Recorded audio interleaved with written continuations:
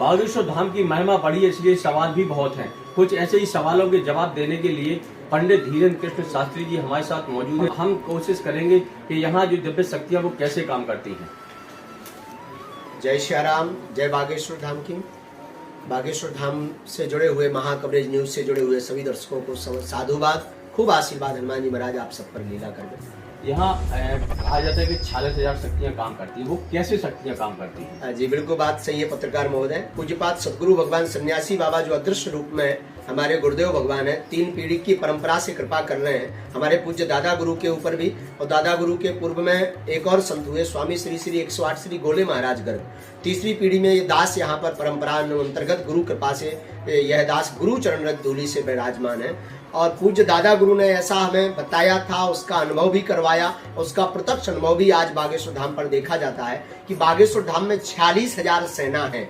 जो सदगुरु सन्यासी बाबा की सेना है वह संपूर्ण सेना पूरे प्रांगण पर घूमती रहती है और पूरे प्रांगण पर आने वाले समस्त भक्तों के मनोभावों को, मनोदशा को पकड़ करके पर्चे पर भी वही बात कलमबद्ध होती है और साथ ही साथ उसके रोग, संकट, पीड़ा आदि को श्री बालाजी महाराज के चरणों में एक विधि पूर्वक अर्जी लगा करके उन भक्तों पर कृपा करवाती है। इसलिए बागेश्वर धाम की महिमा है और उस 46,000 सेना की भी महिमा है। जो दिव्य शक्तियां, पॉजिटिव पावर यहाँ पर कार्य कर रहा है, ये एक अद्भुतता का इसलिए विषय है।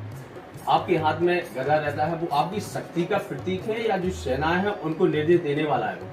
मुगदर, ये बागेश्वर धाम पर ये बालाजी महाराज का मुगदर है और उनके चरणों से पूज्य दादा गुरु के जो मार्गदर्शन में उसमें जो दिव्य शक्तियां समाहित की गई, तो उसका मूल रूपक है वह तभी उठाया जाता है जब मान लीजिए कोई बड़ी परंपरा या कुछ बड़ा विशाल संकट सामने वाले रोगी के ऊपर है, तब उसका प्रयोग किया जाता है। उसे उठा करके, मतलब उनके सामने कोई टिकने वाला ही नहीं। मुगदर अर्थात श्री हनुमान जी महाराज का स्वरूप है। श्री हनुमान जी महाराज का स्वरूप ही मुगदर है। और जब कोई ऐसी बड़ा संकट होता है, एक तो जरूरत नहीं पड़ती है, कहते जिसका गुरु बलवान होता है चेला पहलवान, लेकिन कभी भी ऐसी आवश्यकता होती है तो मुगदर का प्रयोग किया जाता। तो मुगदर श्री बागेश्वर बालाजी का प्रतीक है। आप हम देखा जाए तो यहाँ दरबार में आप भूत, पिशाच, जादू टोना की बात करते हैं, लेकिन वैज्ञानिक उसे केवल मन का उपज मानता है, क्यों? विज्ञान अपना अपना तर्क आदि काल से ही देता आया और सत्य बात तो यह है, विज्ञान जहाँ खत्म होता है, अध्यात्म वहां से प्रारंभ होता है। अब विज्ञान के कई यहाँ पर भी बागेश्वर धाम पर बड़े बड़े शोधकर्ता, रिसर्च करता, साइंटिस्ट, बड़े बड़े न्यूज रिपोर्टर्स भी आए, परंतु सबसे बड़ी अद्भुतता का विषय यह है कि वो अपने आप को सिद्ध करने के लिए कुतर्क कर रहे हैं। ये तर्क नहीं है। विज्ञान अपने आप को महत्वाकांक्षा प्राप्त करने के लिए, सर्वोपरि पाने के लिए सिद्ध करना चाहता है, परंतु बात यह है, अध्यात्म बल आदि काल से ही मजबूत रहा और चिरकालीय रहा और रहेगा। उसे कोई नहीं मिटा सकता। कोई कुछ भी कहता रहे, उससे कोई दिक्कत नहीं है। सब अपनी अपनी बात है। वही विज्ञान जो मीडिया के सामने ये कहता है ये सब कपोल कल्पना है, जब उसी पर बीतती है तो बागेश्वर धाम में शरणा। आप हमेशा कहते हैं धाम की महिमा है जी। दरबार आप यहाँ धाम के अलावा भी दूसरे जिलों में आप लगाते हैं, क्या अंतर है? कुछ अंतर रहता है क्या?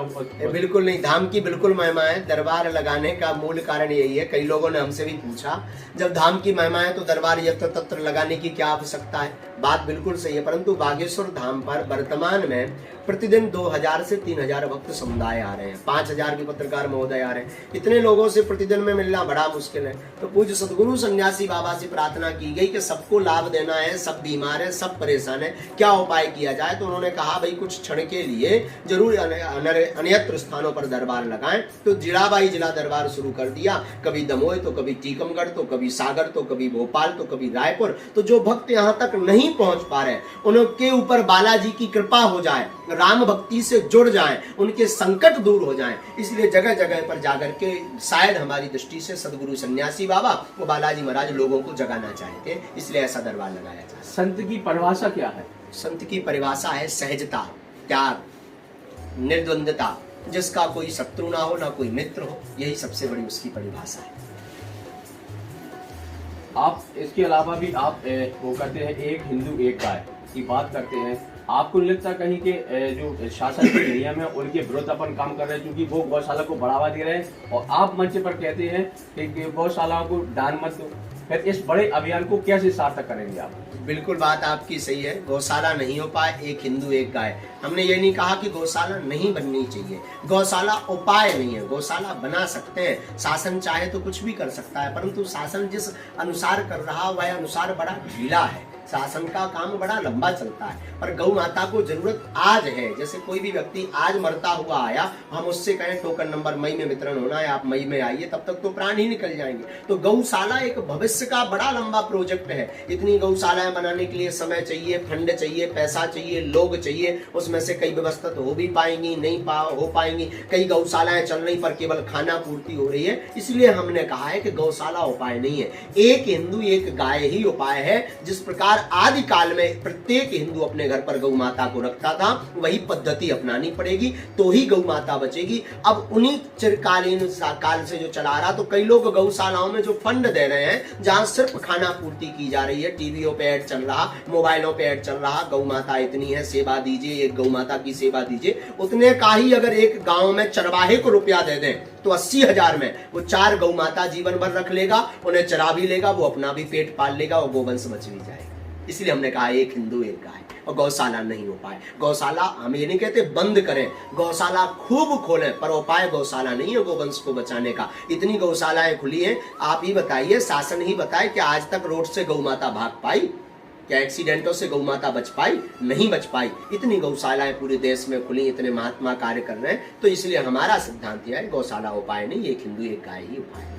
धाम की महिमा बढ़ रही है तो कहीं न कहीं राजनीति भी धीरे धीरे इन्वॉल्व होने का प्रयास करेगी जी। तो आप बालाजी के चरणों में रहकर सेवा करना चाहेंगे कि आगे राजनीति में उतरकर सब समाज सेवा करना चाहेंगे? बड़ा विचित्र प्रश्न है। राजनेता बागेश्वर धाम से लगभग 4-5 वर्ष से 7 साल से खूब बड़े बड़े स्तर से जुड़े हुए हैं। 2 पीठें आदि काल से रही, एक रही राजपीठ, एक रही व्यासपीठ। ये व्यासपीठ है, जब जब राजपीठ पर खतरा पड़ता है तब व्यासपीठ संभालती है, और ये दास हमेशा से व्यासपीठ का समर्थक रहा। राजपीठ आशीर्वाद लेने सभी पार्टियों के आते हैं, आते रहेंगे। ये दास सिर्फ व्यासपीठ के बंधन में है, न कभी राजपीठ के बंधन में था, न है, न कभी रहने का कोई विचार है, न कोई मत है, न ऐसा कभी हो सकता। आशीर्वाद सबके लिए सदैव है। ये दास बागेश्वर बालाजी की कृपा से हमेशा कहता है, धर्म से राजनीति चलती, राजनीति से धर्म नहीं चलता। इसलिए हमें राजनीति से कोई लेना देना नहीं। चलिए, आप बालाजी की इतने बड़े सेवक हैं और लोगों का बहुत बड़े स्तर पर लोगों का भला भी हो रहा है धाम से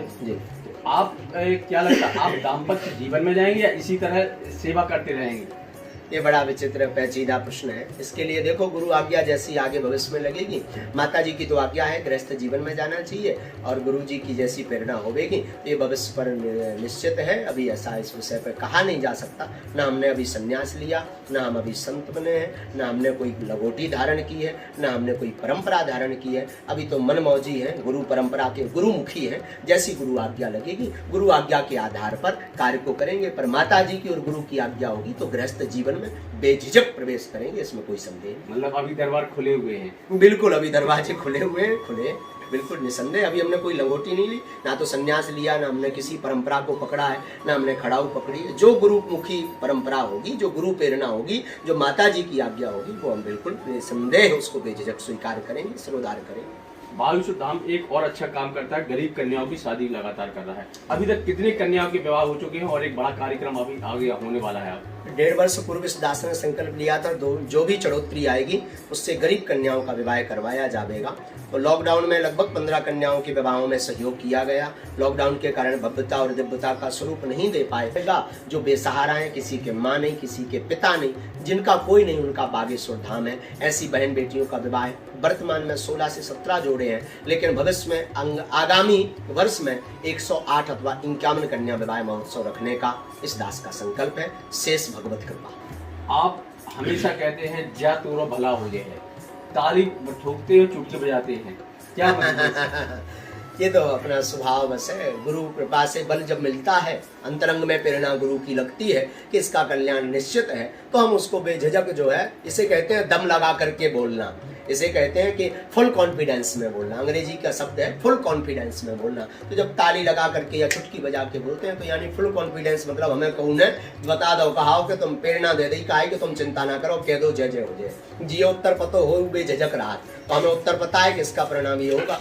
तो मुस्कुरा करके ताली ताली बजा करके चुटकी बजा के कह देते जाओ तो रो जय जय हो गया, आशीर्वाद। तो ये थे हमारे साथ यहाँ बागेश्वर धाम के पीठाधीश्वर श्री धीरज कृष्ण शास्त्री जी, जिन्होंने यहाँ बताया कि यहाँ जो शक्तियाँ हैं 46,000 सेनाएं हैं, जो यहाँ सन्यासी बाबा हैं और बालाजी, यह शक्ति मिलकर यहाँ पे जो धाम का है उनको रक्षा कवच बनकर जो यहाँ सुरक्षा करते हैं। शायद इसीलिए बागेश्वर धाम पर अभी तक कोई सवाल खड़े नहीं कर पाया। रागे रिछारिया, महाकवि देव, छतरपुर।